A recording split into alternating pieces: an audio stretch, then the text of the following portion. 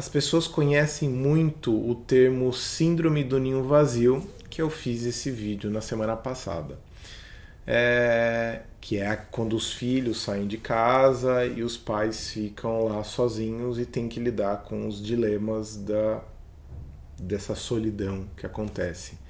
Mas existe uma outra síndrome muito pouco conhecida e muito comum aqui no Brasil, que é a síndrome do ninho cheio. Vou explicar para você o que é no vídeo de hoje.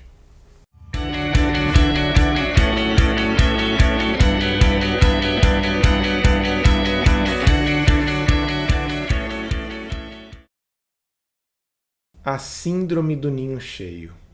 Eita, Fred, que raio que é isso?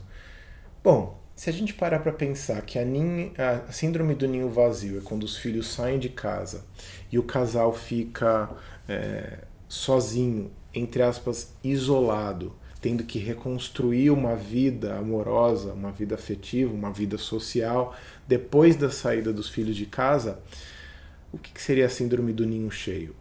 A síndrome do ninho cheio é exatamente o oposto. É quando não só os filhos não saem de casa, ainda que eles possam efetivamente sair. Né? Então não é que os filhos, geograficamente, eles moram na casa. Às vezes mora. Eu me lembro de um caso que eu atendi que os pais, eles... atendido uma família, né? Que os pais, eles moravam...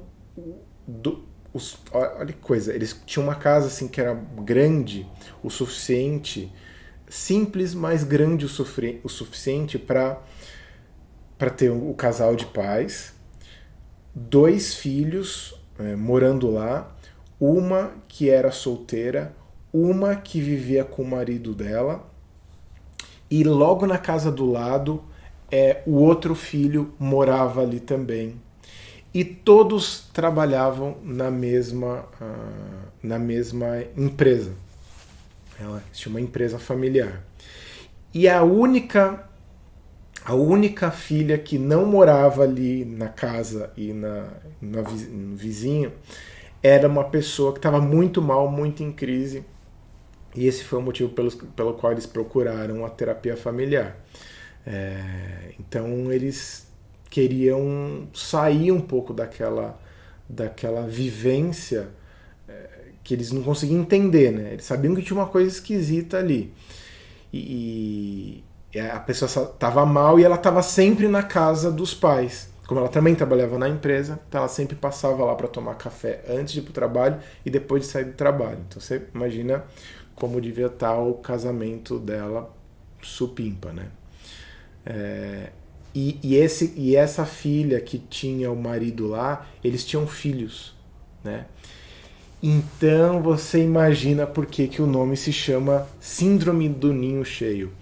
Porque é um ninho cheio de mafagafo, que tinha muitos mafagafinhos e vários mafagafadores. Eu nunca consegui fazer esse trava-língua. É um ninho de mafagafo ali. É uma coisa muito louca. É filho com neto, com bisneto, com vó, com bisavô, com tio, e com cunhado, e com neto, e com bisneto, e com sogra, e com genro. É aquela casa da loucurinha. Eu lembro quando eu era pequeno, eu nasci em 1980, eu assistia ainda, passava na Record, um programa de humor que era bem antigo, né? Era, na verdade, uma reprise, que era a Família Trapo. Eu me lembro daquela família. Depois a gente teve também por muito tempo passando na TV o Sai de Baixo, né? Que era aquela família toda que ficava lá morando no Aroche. Então todos esses modelos de família, ou a Grande Família também, né? Que também muitos anos passou na TV, que era essa coisa de a síndrome do ninho cheio. Todo mundo ali junto, amarfanhado, todo mundo dando palpite um na vida do outro. Ou seja, o casal, o jovem casal, vamos colocar assim, ele não tem efetivamente uma vida a dois. Porque acima deles, eles convivem com os pais, se intrometendo em tudo que eles fazem, falando o que eles têm que fazer, o que eles não têm que fazer. E eles não têm a vida a dois também, até um pouco em função. Os filhos, né, ali empoleirados em cima dele, porque é uma questão de repetição de padrão. Quando o casal tem pais empoleirados em cima deles, eles também se tornam pais empoleirados em cima dos filhos. Porque ninguém quer sair do meio daquela bagunça que todo mundo adora e chama de família. E cá entre nós, quando a gente vê um pouquinho de fora, parece gostoso. Natal, todo mundo junto. Aniversário, todo mundo junto.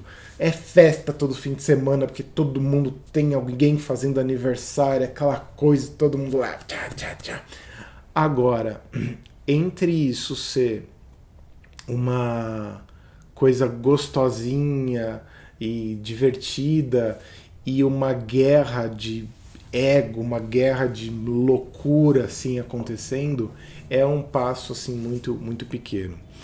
Não raramente aqueles problemas com sogra e com sogro, eles estão presentes nesse tipo de configuração de família, porque alguns momentos a interferência é interessante, porque às vezes você precisa do dinheiro, de uma coisa emprestada, de um favor, de uma... sei lá, você precisa se socorrer naquelas pessoas, só que em tese teria um limite para isso. Só que como as pessoas não sabem qual é o limite onde elas entram na vida uma da outra, elas acabam fazendo aquela entrada e saída, inclusive inconveniente.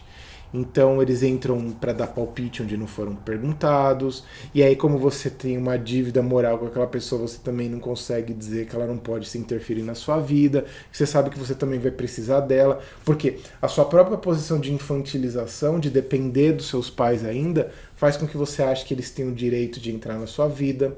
Você acaba não assumindo a sua família como o seu núcleo familiar, então todo mundo passa a ser família no mesmo nível hierárquico, é uma coisa muito louca. E tem uma coisa também que eu sempre bato muito nesse ponto, que é uma infantilização dos adultos. Os adultos são meio infantilizados, todos os adultos são meio infantilizados no ninho cheio. Os pais, ao mesmo tempo que são importantes, eles são meio infantilizados, porque eles são vistos como velhos, meio incapazes de cuidar da sua própria velhice. Os adultos jovens, eles são infantilizados porque apesar de terem de repente filhos, pagar suas contas, eles também são meio tratados como bobocas assim em relação aos próprios pais. As crianças são infantilizadas porque, enfim, criança é criança, mas elas são ainda mais infantilizadas, mimadas, porque elas não podem passar por privação nenhuma. Então acabam sendo crianças assim muito demandantes, muito impositivas, muito exigentes, que não dão espaço para nenhuma frustração. Você vê que só de falar dá um pouco de falta de ar. Eu, pelo menos, quando começo a imaginar essas situações, eu fico com um pouco de faniquito. Então, essa síndrome do ninho cheio faz com que os pais mais velhos fiquem com muito peso nas costas, eles se queixam disso o tempo todo, mas eles não conseguem fazer diferente.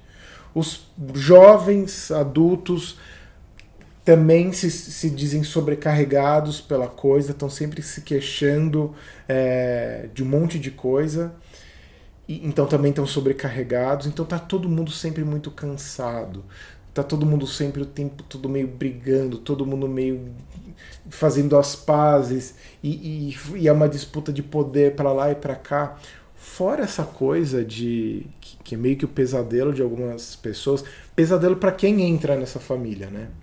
Para quem entra nessa família e eu lembro que desse caso que eu comentei, o rapaz que vivia na casa dos sogros, ele vinha de uma família onde ele não tinha muito respaldo dos pais, então ele meio que adotou a família da esposa e ele também entrou meio que naquela bagunça. Mas às vezes quando você entra nessa dinâmica, principalmente para a mulher quando entra nessa dinâmica, e o filho e o marido é o filho da mamãe lá e tá todo mundo meio que junto, empoleirado, mesmo que não morem na mesma casa, às vezes moram no mesmo prédio, às vezes no mesmo bairro, na mesma rua,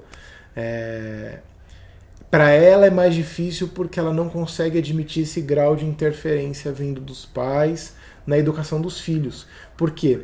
Essa confusão do papel de avós com neto, os avós se metem a fazer coisas como se fossem os pais, então eles tomam decisões que não deveriam tomar, eles participam de coisas que não deveriam participar, eles querem interferir em decisão de escola porque de repente eles ajudam a pagar. É uma confusão. Então, isso tudo que eu estou explicando é o que a gente chamaria de a síndrome do ninho cheio. Eu sempre fico muito curioso com relatos nesse sentido e eu queria ouvir muito desses relatos aqui nos comentários, porque eu acho que eles vão enriquecer muito a discussão, o debate, aquilo que a gente pode trocar, vamos dizer assim. Muitas pessoas podem se identificar, então deixa nos comentários. Se você gostou do vídeo, dá um like, se inscreva no canal, compartilhe com pessoas que você ama, dá aquela cutucadinha em quem talvez tenha uma síndrome do ninho cheio, meio de família confusa.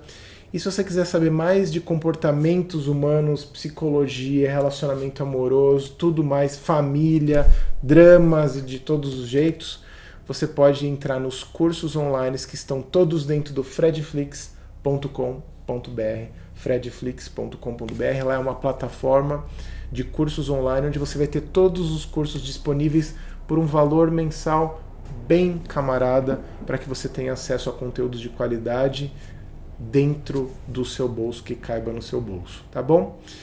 Então, se você quiser também conhecer mais sobre o meu trabalho, sobreavida.com.br, lá tem mais informações a meu respeito, sobreavida.com.br, e me siga nas redes sociais, estamos aí, Instagram, Facebook, tá bom?